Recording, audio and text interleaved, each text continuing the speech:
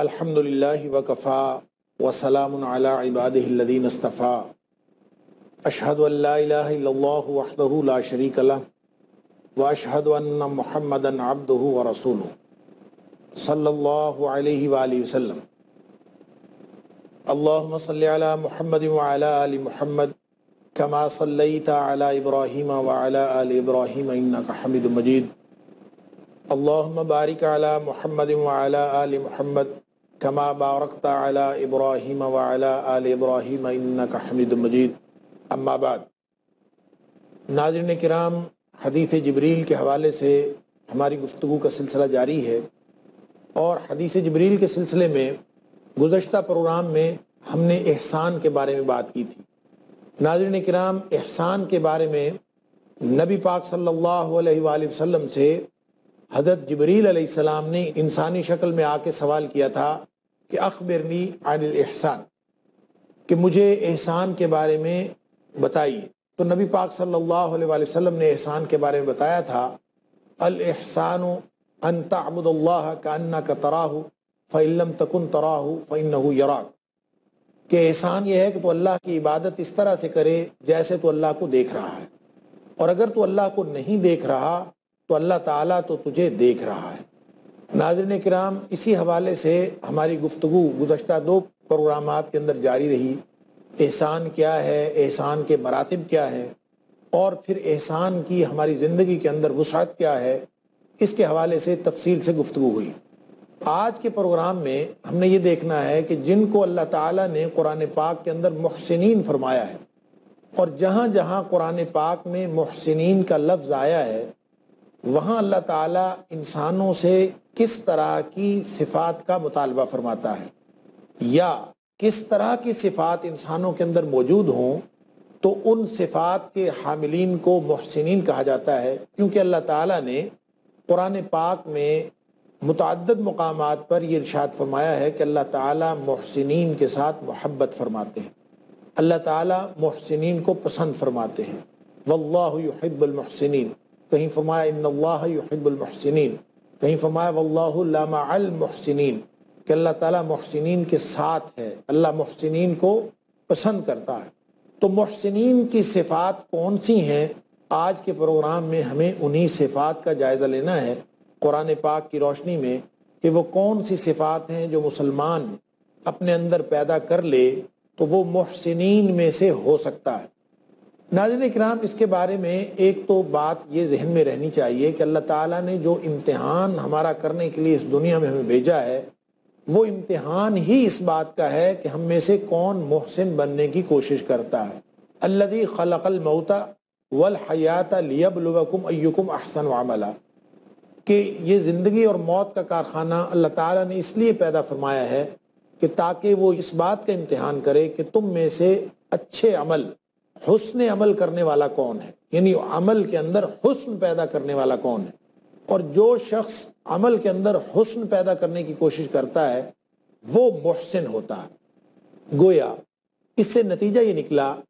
کہ مسلمان اور مومن کی زندگی سے جو بنیادی تقاضا اللہ کریم نے فرمایا ہے، اس بنیادی تقاضے میں یہ بات شامل ہے کہ وہ محسن بنے۔ اور محسن وہ ہوتا ہے، میں نے گزشتہ پروگرام میں بھی عرض کیا تھا کہ محسن وہ ہوتا ہے جس کی نگاہ صرف واجبات پر نہیں ہوتی، وہ اپنے کام کو، اپنے عمل کو اور اپنے طرز عمل کو اللہ کی بندگی میں اپنی ساری سرگرمیوں کو بہتر سے بہتر بنانے کی کوشش کرتا رہتا ہے۔ گویا اس کی نگاہ پاس مارکس پر نہیں ہوتی کہ اتنے نمبروں سے میں پاس ہو جاؤں گا، کامیابی کا بنیادی تقاضا وہ ملحوظ نہیں رکھتا، بلکہ اس کو اچھے سے اچھا کرنے کی کوشش کرتا ہے۔ اسی لیے اللہ کریم نے فرمایا کہ امتحان کا تقاضا یہ ہے لیبلوکم ایکم احسن عملا، حسن عمل کا امتحان ہے، کثرت عمل کا نہیں۔ کام کتنے کیے ہیں، اگرچہ کثرت بھی اہم ہے، لیکن کثرت ہو اس میں حسن نہ ہو تو اس کی کوئی حیثیت نہیں۔ اس لیے نبی پاک صلی اللہ علیہ وآلہ وسلم نے فرمایا کہ اللہ کو وہ کام زیادہ پسند ہے جو اگرچہ تھوڑا ہو لیکن انسان نے اس کو اپنی زندگی میں داخل کیا ہو، کہ اللہ تعالیٰ کو خیر الاعمال ادومھا، نبی پاک صلی اللہ علیہ وسلم نے فرمایا اللہ کے نزدیک وہ کام زیادہ پسند ہیں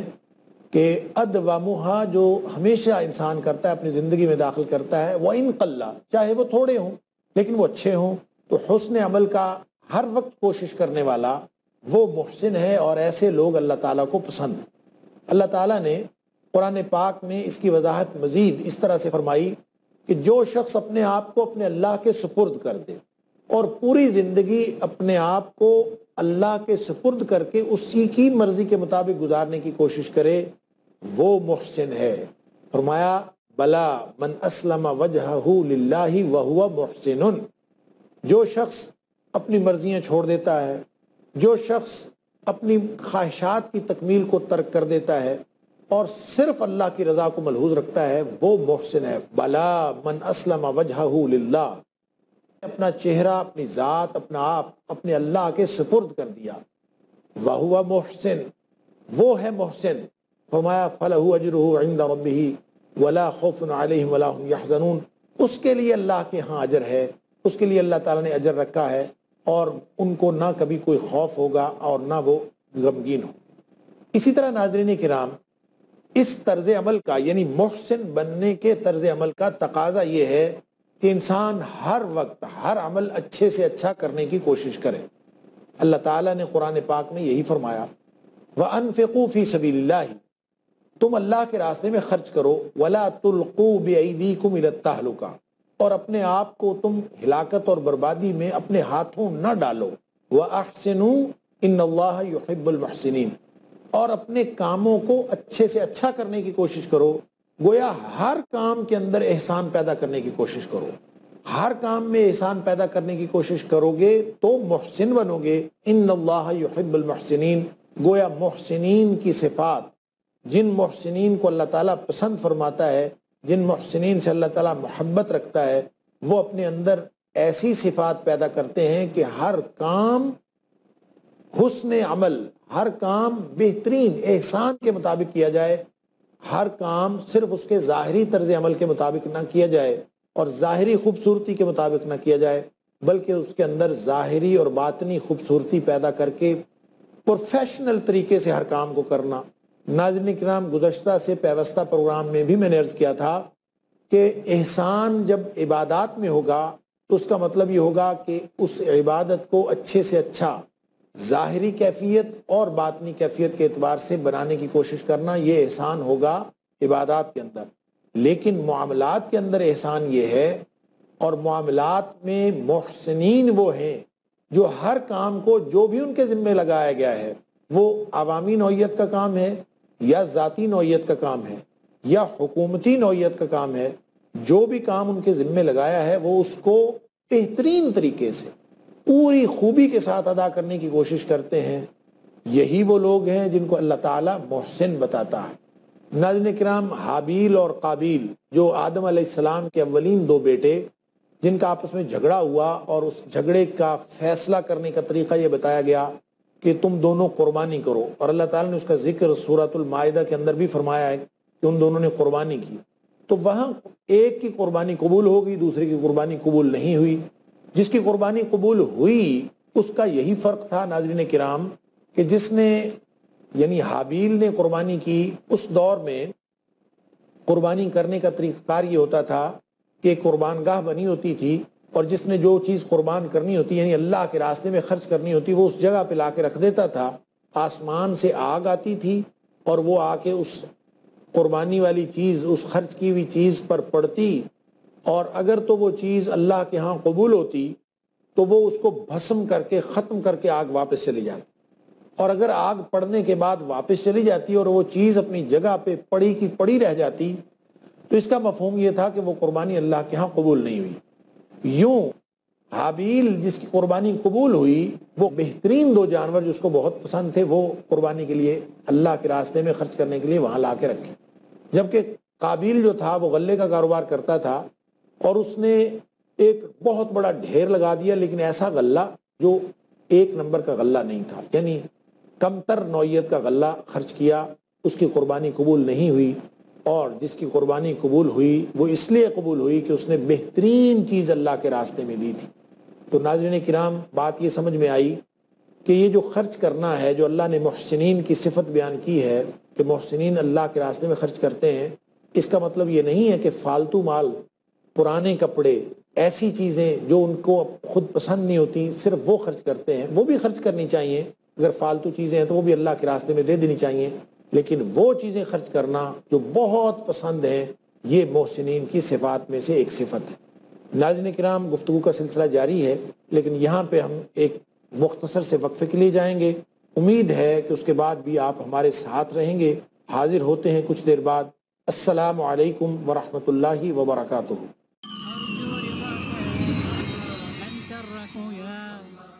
السلام علیکم ورحمۃ اللہ وبرکاتہ۔ ناظرین کرام، وقفے کے بعد ایک دفعہ پھر خوش آمدید۔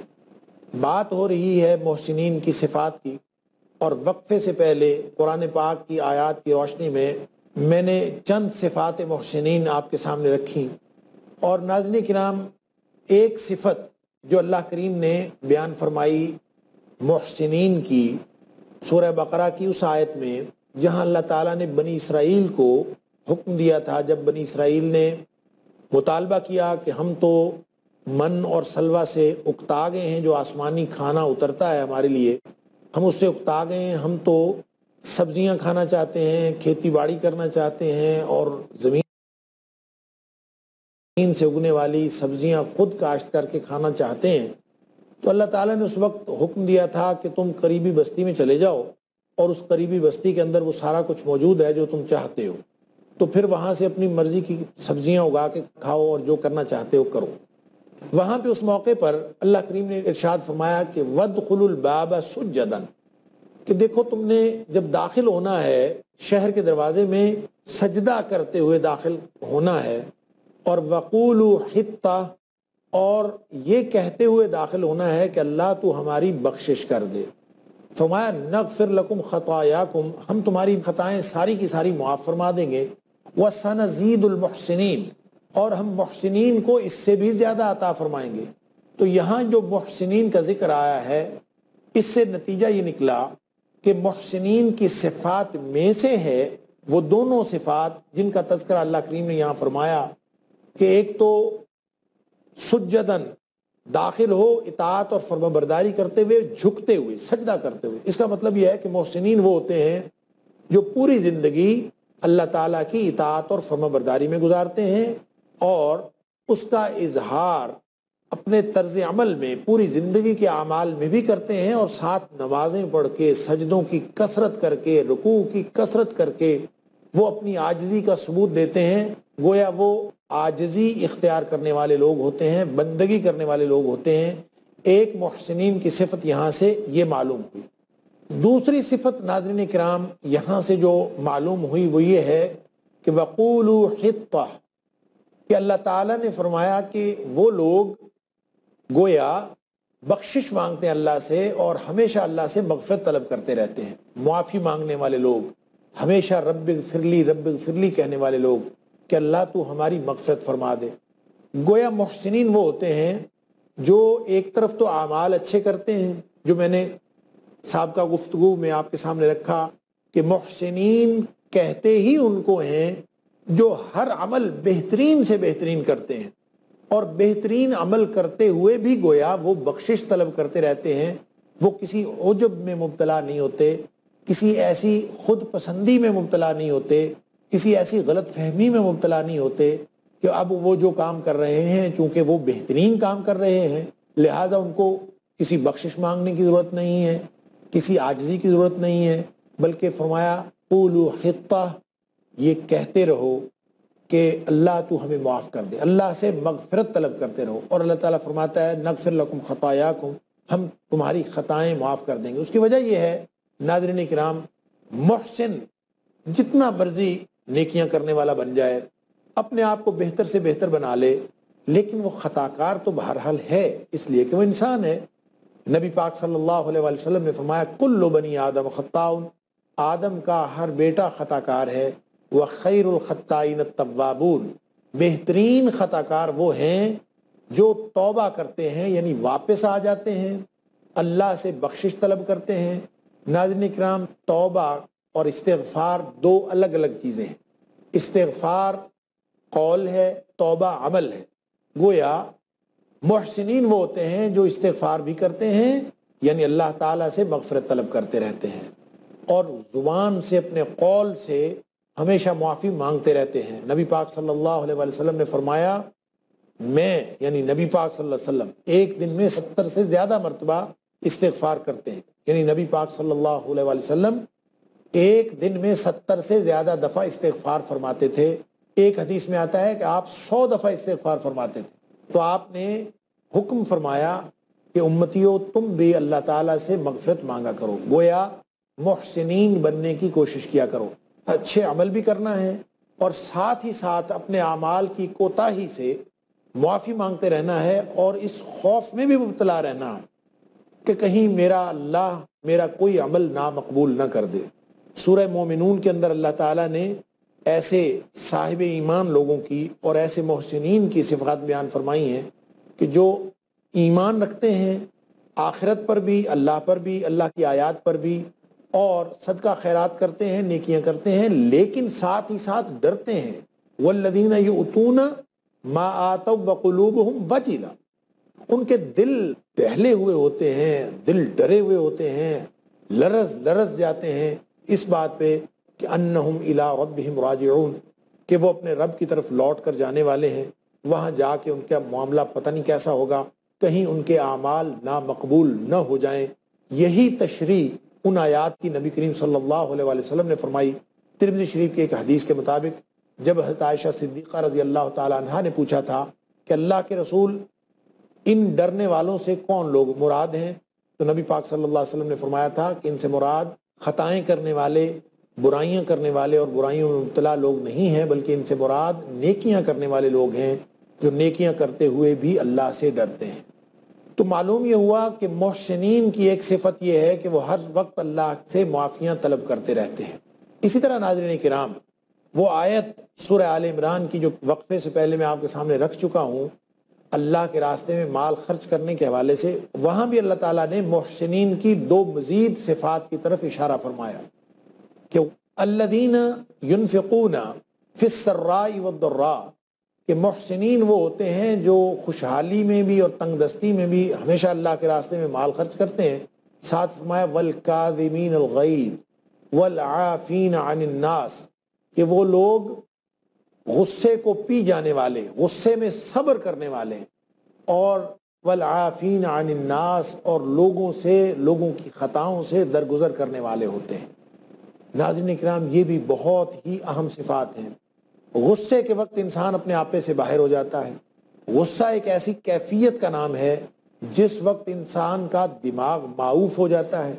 انسان کی سوچیں اس کے غصے سے مغلوب ہو جاتی ہیں، اور انسان وہ کچھ کہہ بیٹھتا ہے یا وہ کچھ کر بیٹھتا ہے جو عمومی زندگی میں انسان اس کا تصور بھی نہیں کر سکتا۔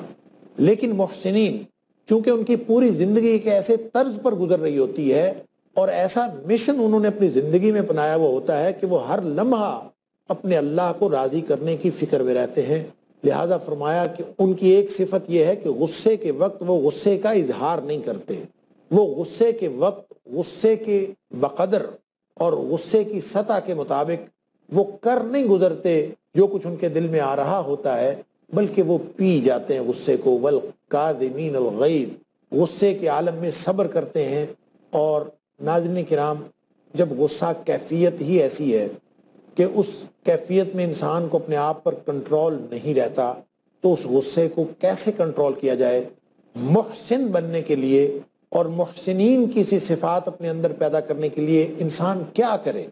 اس کے لیے نبی پاک صلی اللہ علیہ وآلہ وسلم نے مختلف اقدامات تجویز فرمائے۔ مثلا آپ نے فرمایا جس کو غصہ ہے وہ اعوذ پڑھے، اس لیے کہ غصہ شیطان کی طرف سے ہے۔ اعوذ باللہ من الشیطان الرجیم اگر کوئی شخص پڑھتا ہے تو یہ غصہ شیطان کی طرف سے ہے، اللہ تعالیٰ اس کو گویا صبر کی توفیق عطا فرما دیں گے کہ وہ غیظ و غضب کے باوجود وہ صبر کا طرز عمل اپنائے اور اپنے غصے پر عمل نہ کرے، نہ تو اس کا اظہار گفتگو سے کرے نہ ہی عمل سے۔ اسی طرح نبی پاک صلی اللہ علیہ وسلم نے پانی پینے کی طرف بھی اشارہ فرمایا کہ حرارت انسان کے اندر ہوتی ہے، اس وقت انسان پانی پی لے، بلکہ صرف اگر اپنی حالت ہی بدل لے انسان، یعنی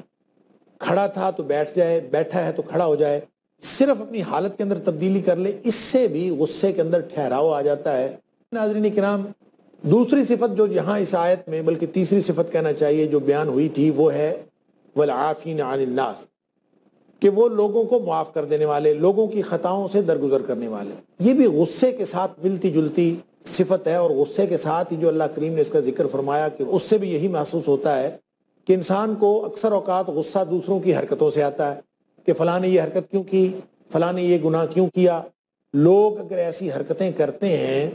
جو انسان کو ناگوار ہیں، کہ اس کے مزاج کے خلاف ہیں یا بالعموم مفاد عامہ کے خلاف ہیں، ایسی کوئی بھی حرکت دیکھ کر انسان فوراً فلیئر اپ ہو جاتا ہے، اس کو غصہ آ جاتا ہے۔ تو دونوں صفات اللہ کریم نے ساتھ ہی ساتھ بیان فرمائیں کہ ایک تو وہ یہ کرے کہ غصے پر صبر کرے، اور صبر کرنے کے لیے جو بھی طریقہ کار اختیار کرے نبی پاک صلی اللہ علیہ وسلم کے بتائے ہوئے طریقوں میں سے، یا کوئی اپنا کوئی خود ساختہ طریقہ بھی انسان اختیار کر سکتا ہے۔ حالت میں تبدیلی والا بڑا شاندار نسخہ ہے کہ انسان کم از کم غصے کو بہر صورت کنٹرول کرے، اس لیے کہ جس کو اپنے غصے پر کنٹرول نہیں ہے وہ محسنین کے دائرے میں نہیں آتا۔ یہ لازمی صفات ہیں، کیونکہ اللہ کریم نے اس کے فوراً بعد فرمایا ہے، یعنی الذین ينفقون فی السراء والضراء والکاظمین الغیظ والعافین عن الناس واللہ یحب المحسنین، یعنی یہ صفات محسنین کی صفات ہیں۔ ناظرین کرام، اس کے علاوہ اللہ تعالیٰ نے سورۃ الاعراف کے اندر بھی محسنین کی صفات بیان فرمائی ہیں، بلکہ یوں کہنا چاہیے کہ قرآن پاک کے بہت سارے مقامات پر اللہ تعالیٰ نے محسنین کی صفات بیان فرمائی ہیں۔ اس کے لیے ایک لمبا وقت چاہیے۔ میں اپنی آخری بات یہاں کر کے گفتگو کو مکمل کروں گا، اس لیے کہ ہماری پروگرام کا وقت اختتام کے قریب ہے، کہ سورۃ الاعراف کے اندر اللہ تعالیٰ نے فرمایا کہ محسنین دنیا میں فساد پیدا کرنے والے نہیں ہوتے، بلکہ امن برپا کرنے والے ہوتے ہیں۔ وَلَا تُفْسِدُوا فِي الْأَرْضِ بَعْدَ إِصْلَاحِهَا وَادْعُوهُ خَوْفًا وَطَمَعًا إِنَّ رَحْمَةَ اللَّهِ قَرِيبٌ مِّنَ الْمُحْسِنِينَ، کہ اللہ تعالیٰ فرماتا ہے کہ زمین میں فساد نہ پھیلاؤ جبکہ وہ امن والی ہو گئی ہو، اور یہ کہ اس کو خوف اور لالچ، طمع، امید، خوف اور امید کے جذبات کے ساتھ اللہ کو پکارتے رہو۔ ان رحمت اللہ قریب من المحسنین، گویا یہ صفات محسنین ہیں اور ان کے قریب آ جاتی ہے اللہ کی رحمت۔ کیا مطلب؟ کہ محسنین زمین میں فساد برپا کرنے والے نہیں ہوتے، بلکہ فساد سے بچانے والے ہوتے ہیں، اور ہمیشہ اپنے اللہ کو اس طرح پکارتے ہیں کہ اللہ سے امید بھی رکھتے ہیں اور اللہ کے عذابوں کا خوف بھی۔ ناظرین کرام، اللہ تعالی ہم سب کو اپنے اندر وہ تمام صفات محسنین جو اس پروگرام میں بیان کی جا سکیں اور جو بیان نہیں کی جا سکیں اور اللہ کے قرآن میں بیان ہوئی ہیں، یہ تمام صفات محسنین اللہ تعالی ہم سب کو اپنے اندر پیدا کرنے کی توفیق عطا فرمائے۔ وآخر دعوانا ان الحمد للہ رب العالمین۔